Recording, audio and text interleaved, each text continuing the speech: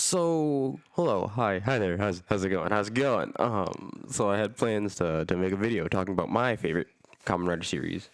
Um, but as I was doing dishes, which I do in this household, and listening to Toku music as I do all the time, I thought about the other series that came out that year. Of course, by that year, I do mean the years that surrounded it. The superhero thousand stuff. And as I was listening to the music, I was sitting there. I was like, "Wow, these are really, really great shows. Why am I writing this script?" Anyways, I figured, screw that script. It's too much. It's too long, especially for my first time at doing this type of video. And as someone who doesn't want to, I don't want to sit here and edit all the time. So I said, screw that script. Time to write an easier one. So here we are. It's your favorite autistic. Talking about Tokusatsu from 2017 to 2018. There will be spoilers, and I am most certain to mess some names up. Don't get on me about that, as some of these shows I haven't watched in a hot second, and haven't heard their names in, like, literal years. Alright, cool beans, thank you. So where do we start off? Well, let's start off with the first Toku show I watched. I didn't know what Tokusatsu was when I started watching it. I knew what Ultraman was, but I didn't know it was part of something bigger. And upon looking into this stuff for this video, it seems I wasn't the only one who started with Ultraman Geed, or Geed. Don't get on me about that. It's a good show. I've been told that it quickly becomes other people's favorites. Shout out to Ian for confirming that. Geed is just absolute banger. Ultraman Geed centers on Riku, Pega, and Laya as they work together to fight against threats from space as well as Earth. The main characters are joined by Moa, an agent of AIB, or Alien Investigation Bureau, whose aim is to protect Earth, and Leto, who becomes the host of Ultraman Zero, in that kind of like a comic relief type beat, because they're polar opposites. There's also a character named Zena, who works as Moa's partner, but he kind of takes a backseat in most things. The overarching theme of the show is not giving it to fate if you can do something. Does not only manifest in Riku's catchphrase, sitting around doing nothing won't get me anywhere, but also his character art, which spoilers, he's originally a clone of Ultraman Baal. For those who aren't adept in Ultraman lore, Baal is a dark Ultraman bent on destroying all giants of light, which are basically nothing for Ultraman. He's also like Zero's mortal enemy or whatever. Doesn't kind of gloss over that. The people around him, around Riku, are supporting cast, and they kind of also reflect that the theme. Looking at Laiha, her entire character is she wants to get revenge on the person who killed her parents, and also they killed her parents. And so there's an episode in which she finds out, and she stops at nothing, being pretty much blinded by revenge. It's very interesting. You have Pega, who is forced to leave home and told to grow, but he kind of does nothing up until his episode, in which he kind of runs away and then kind of grows up. It's an entire episode. It's a great after we watch it. Toledo, who's very weak-willed and very unsure about himself and his life, until he meets Ultraman Zero, who helps him grow and change as a person. And they both pretty much grow together as Zero kind of learns that humans are stronger than they seem. Each episode is an absolute treat. I loved watching the show, although there were some issues, like Laiha's sword, which it's very floppy, but From what I've been told, it's supposed to be some sort of Chinese sword. I don't know for exactly. I'll probably flash what it actually is on screen. It's a good show. Pega is kind of because he doesn't really do much. Bo is gets annoying. She's very like happy-go-lucky.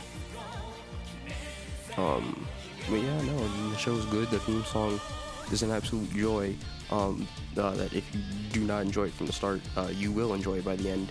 It's very good. So get over now, get over pain, get over mine, jump up geed. Also, hi, hello, side note,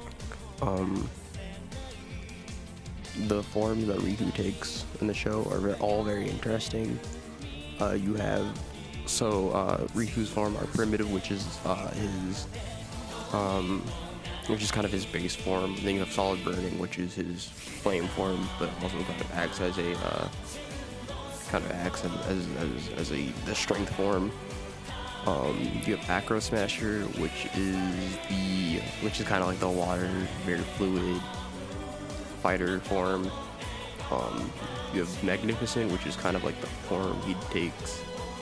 That's kind of the all-around type, I'd call it. He's very, I like that form. Then you have Royal Magi Master, which is kind of like his ultimate form for the show. And then you have Ultimate Final, which is kind of like his true final form. It's a movie form. It's really good.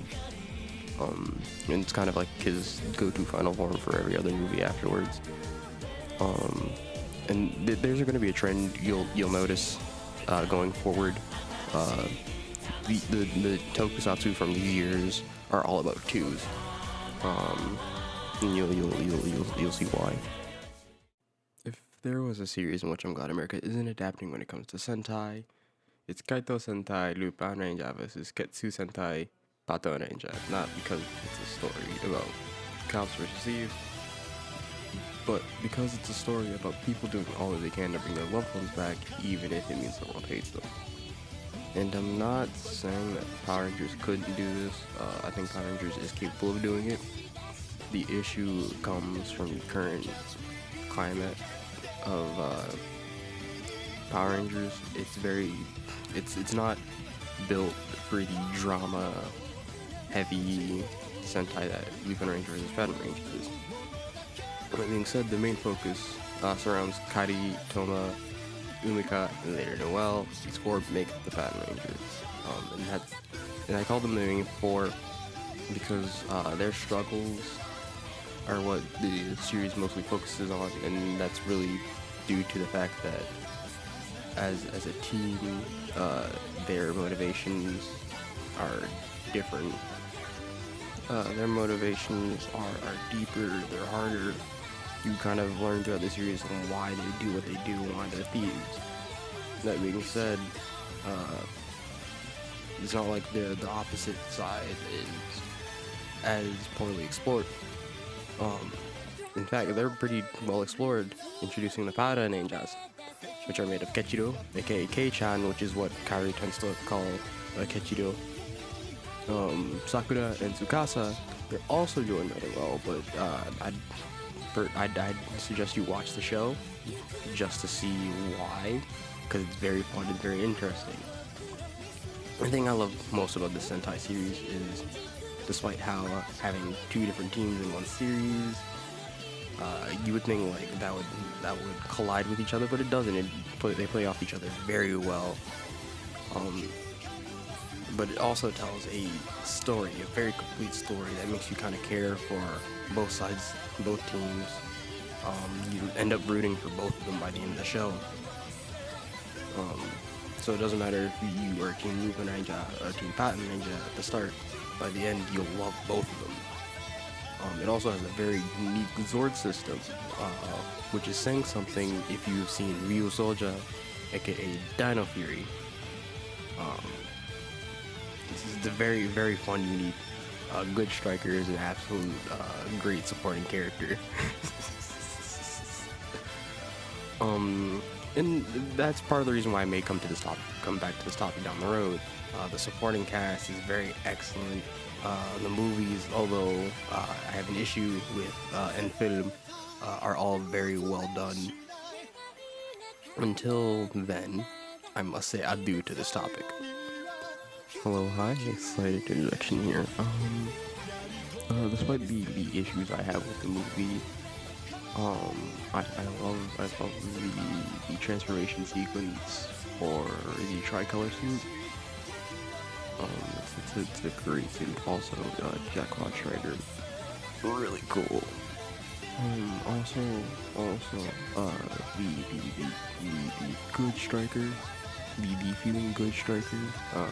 This is the final Zord that they all have. Is great. I'm probably gonna put clips for both of those. So yeah, that's it. I just wanted to talk about those because they're like really awesome moments in the show.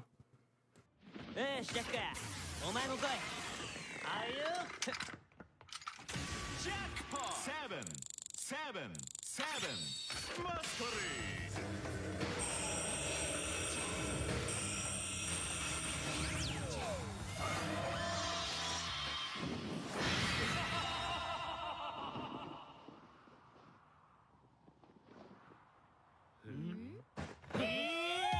なんで合体すんだよ。なんでだろうな。マジかよ。当たり前だろ。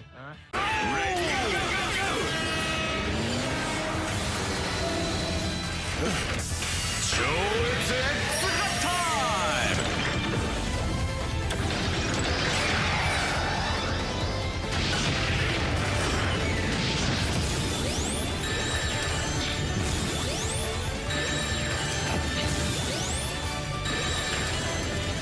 グッドクルカイザー VSX。ああ。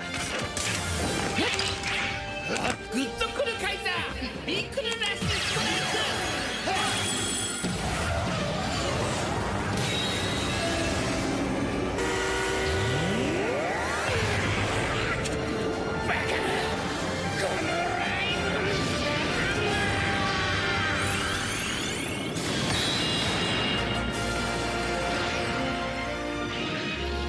今度こそとどめだ。グ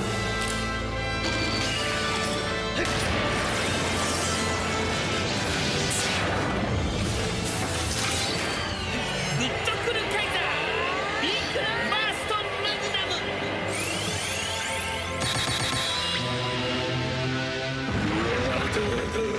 貴様らはこの私が詰めた。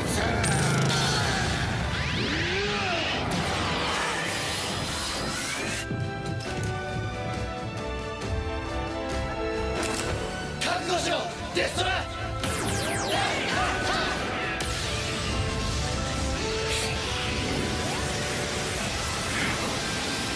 ドクラリア様もしバカございます。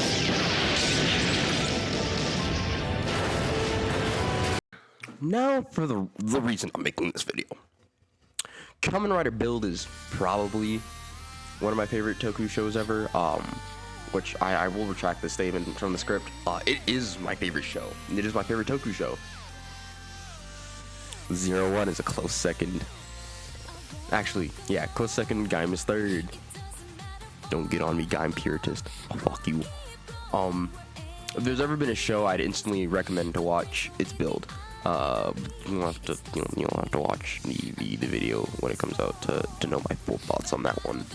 To know my complete full thoughts. Because the video is really just supposed to be me like explaining the series, breaking down each arc and the movies and how they all ties together. This is kind of just like the bare bones. Until then, we're gonna talk Build in a smaller sense. The basic plot is after finding something called Pandora's Box on Mars, which alien artifacts. Why mess with it? Why mess with it? An incident called the Skywall disaster happened, splitting Japan into three. Todo, which is their east district, Hokuto, which is the north, and Seto, which is the west, are at war, so it's up to Kamen Rider Build to bring peace. The series follows Kiryu Sento, as he and Banjo-Ryuga, a prison escapee who was framed for a crime he didn't commit, go around fighting things called Smash as they go around protecting Japan, finding more about their past, and who they are, and why everything is happening, and the true secret behind the Skywall incident. They're also joined by Misora Izuragi, a young girl who also moonlights as an idol. Fun fact. They're just kind of important later. Who is also able to help purify the bottles, which are the series gimmicks. There's also Sawataki Gawa, a reporter who is hiding more secrets than you think. They're also joined by Gintaku Himuro, who has some of the greatest shirts known to man. And if you don't believe me, watch the show for yourself. Also joining them is Kazumi Sawatari, the ultimate simp, and I do mean the ultimate simp. I love him so much. They also live in a cafe. They're based in a cafe owned by Tsuichi Isuragi, Misora's dad. It's very cool. Can't make a cup of coffee to save his life. It's very funny though. Very cool, very suave. Cool mentor figure. The thing that makes this series so special, aside from how the characters interact with each other and how the story builds up, the music, the movies, it's the fact that it's the only Kamen Rider series that I've seen so far in which the final big bad, the ultimate enemy that the writers have to beat, VPVB, and it's at the end that you're doing the entire series for, is the same villain they started out with. Let's go. Let me introduce you to the greatest villain ever, Yvolto. Say hi. Not only do you meet him at the start of the series, he stays a consistent villain for the writers. Literally manipulating everything from the start, and constantly causing the heroes to power up. He also survives the final fight. How many people can you say survive the final fight? That's right, you can't, because he's too cool. He's too awesome. Can I tell you that from the moment he appeared on screen to the very end, I loved him. He's great. Always one step ahead of everybody, which makes him a great enemy for the writers. Because you have this genius physicist going against someone who has manipulated you and been always on top of you since the start. And being able to overcome something like that is amazing. The heart of the show comes from its amazing character development, relations, and themes of two halves making a whole. You see, you remember? I was talking about those twos, and they came back. Every battle has weight to it. Every choice means something. People have to deal with the repercussions of their action. Build's story is so well made and carefully thought out that you could see it in stuff like the opening. In fact, throughout the show, you'll see formulas and graphs which actually help represent each character in a symbolic way. And they mostly come into play when during the writer kicks, or usually when Build is about to transform into a new form. He'll shake the bottles and all these formulas will come out. It's awesome.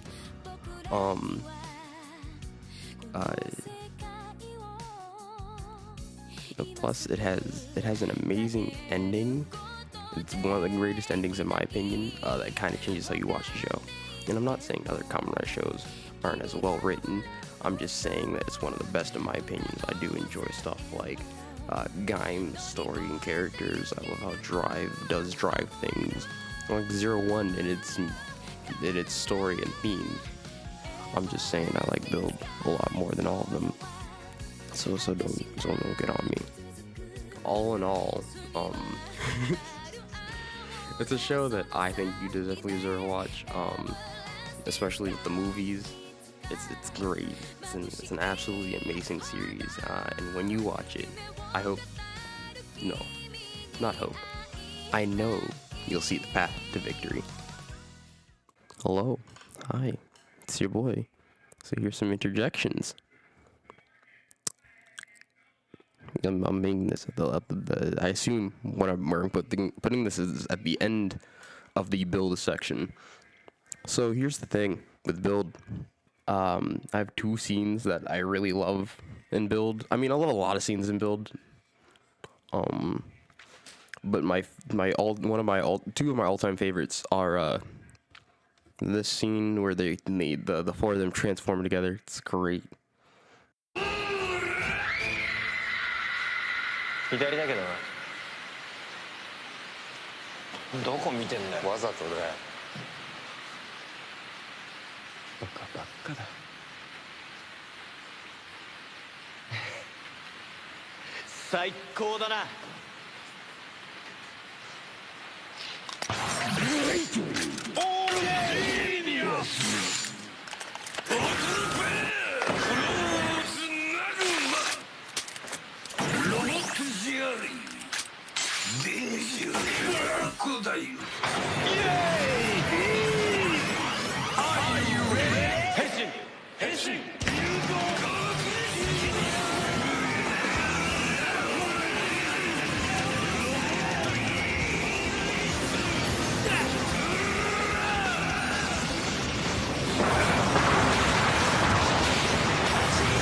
And this scene where Kazum fucking dies.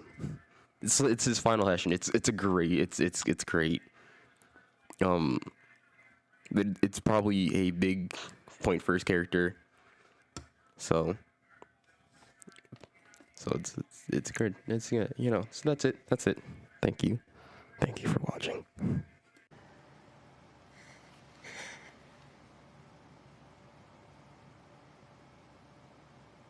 約束破るわ。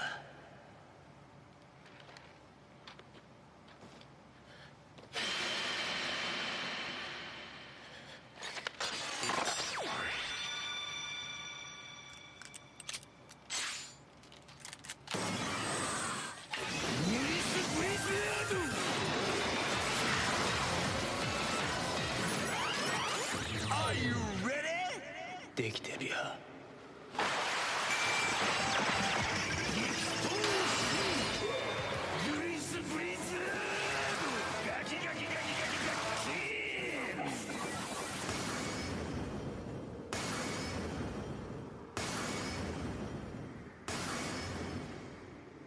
進化を燃やしてぶっ潰す。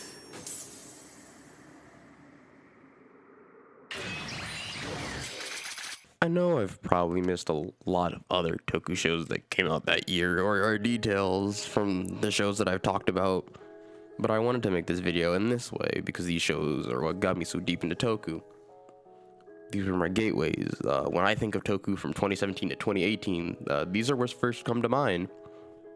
This is what I'm passionate about. This is what I like talking about. Another reason I'm making this video is because I wanted to see the response for me talking like this, because I've never made something like this.